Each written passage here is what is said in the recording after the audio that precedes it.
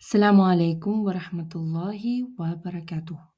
Итак, мы с вами продолжаем смотреть, слушать и разбирать мультфильм. Давайте с вами вспомним, что мы смотрели ранее, послушаем, и также сразу мы посмотрим и послушаем новую часть. И далее перейдем к разбору. أهلا وسهلا. تفضلا، سوف أكون معكما بعد قليل.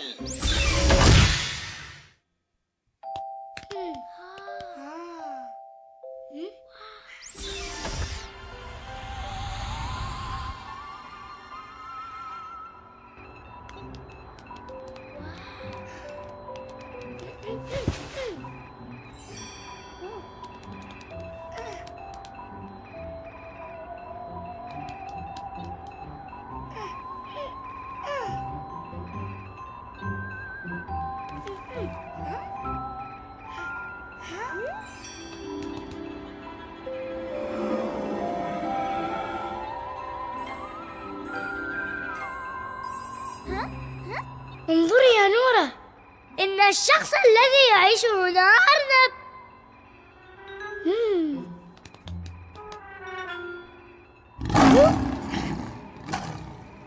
أهذا صوت أرنب؟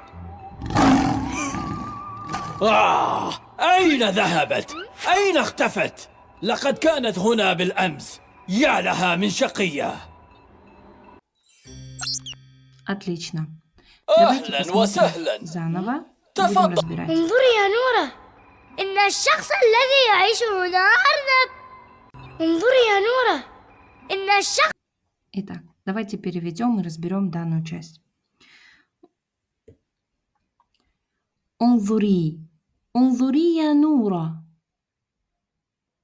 Я Нура, я думаю, здесь понятно. Ранее мы разбирали в уроках арабский разговорный. Я– это есть частица обращения, да, мы обращаемся так ко взрослым, а также к младшим. Эта частица является проявлением уважения, да. Гораздо уважительнее обратиться, вначале используя данную частицу к человеку, допустим, к другу. Я садики, о мой друг. Примерно так это звучит на русском. Я Нура. Так он обращается к своей сестре старшей. Я Нура. Нура– это ее имя.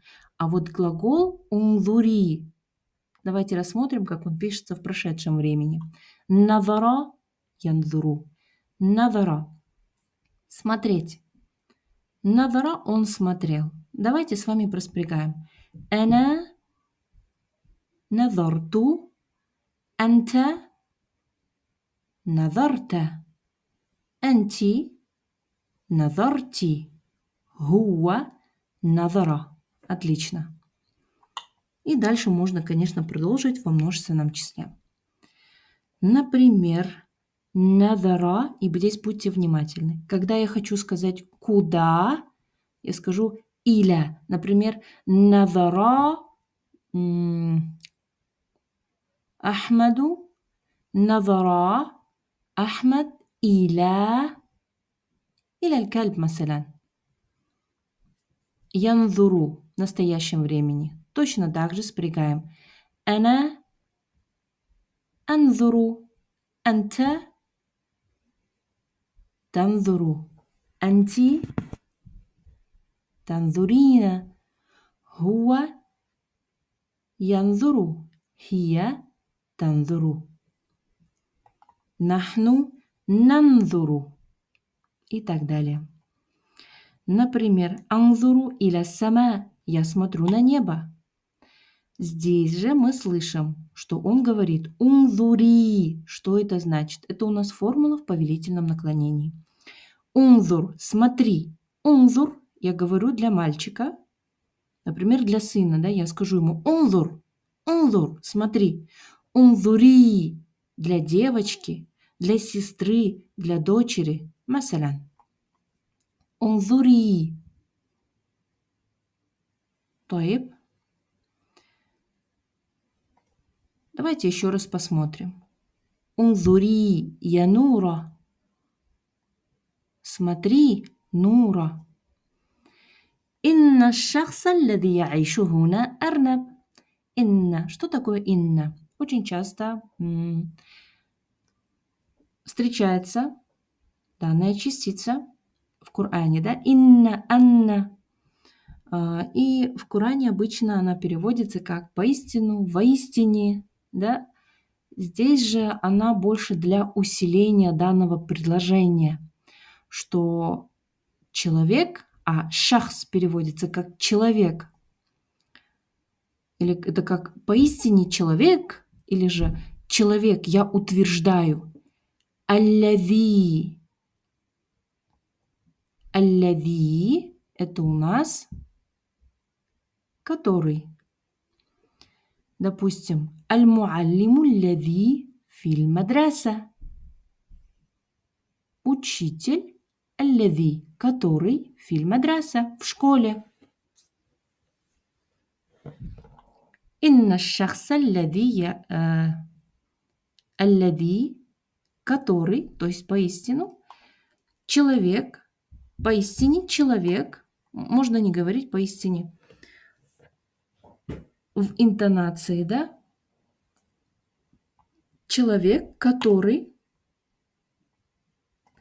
яишу. Это у нас форма настоящего времени.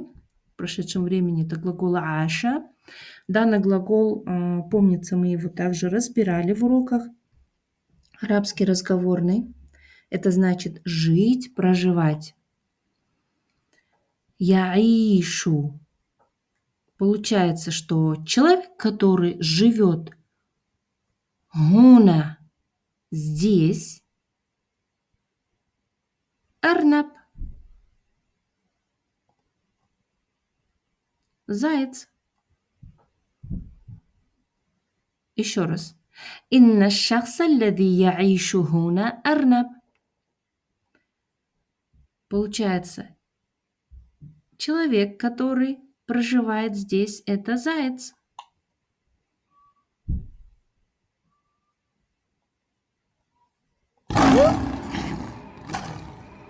أهذا صوت أرنب؟ Ахада соуту арнаб. А. Что такое а? А – это то же самое, что и галь. Вопросительная частица. Я могу сказать гада туфах. Это яблоко. Галь гада туфах. Это яблоко. Гада, соответственно, вы знаете. Это. Что такое соут? Соут – это есть звук или же голос. Соут. Допустим, вы слышите, да, что кто-то говорит очень хриплым голосом, и вы спрашиваете: «Мада бики? Гада соутука?» То есть, как бы, неужели это твой голос, да? Гада соутука? Гада соут арнаб. Неужели это голос зайца, да? Примерно так. Гада соут арнаб? Это голос зайца? أين ذهبت؟ أين اختفت؟ لقد كانت هنا بالأمس. يا لها من شقية.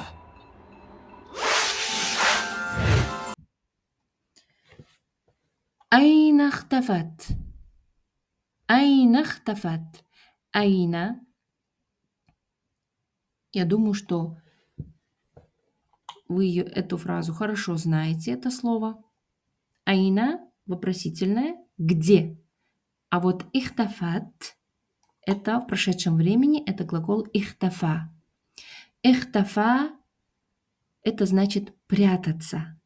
Ихтафа переводится как прятаться. Айна ихтафат. Здесь мы видим, что глагол стоит в прошедшем времени для спряжения хия. Значит, мы понимаем, что он что-то потерял или кого-то потерял, да? Ихтафат получается, где она спряталась. Айна ихтафат.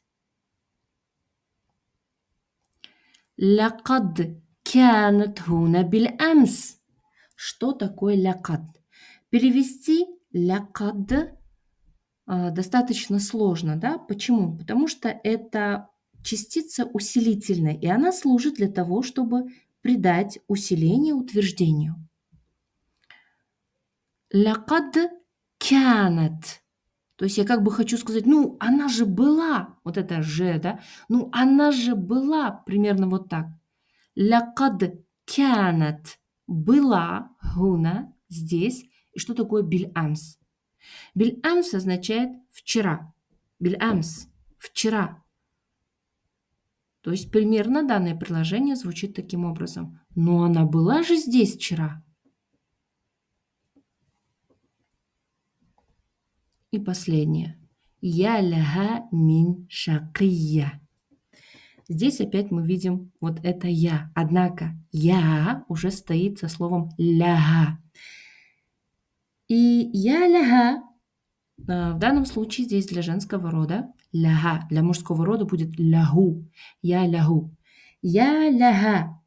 Это устойчивое выражение для восхищения. Я ляха мин шакия. А что такое шакия?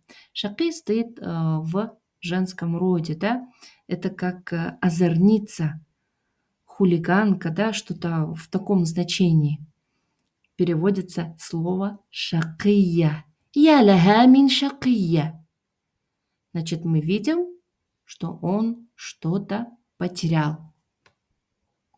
Теперь я советую снова пересмотреть с самого начала две части. Касательно слова «шахс». Кто немножко смутился, да? «Шахс», я сказала, что мы можем перевести его как «человек». Также мы можем его перевести, данное слово, да, как значение «лицо» или «персона», да? В таком смысле. Наверное, это будет более приемлемо, да, я думаю. Сейчас так лучше сказать. Ну что ж, на этом мы с вами закончили. До следующего урока. Ассаляму алейкум ва рахматуллахи ва баракатух.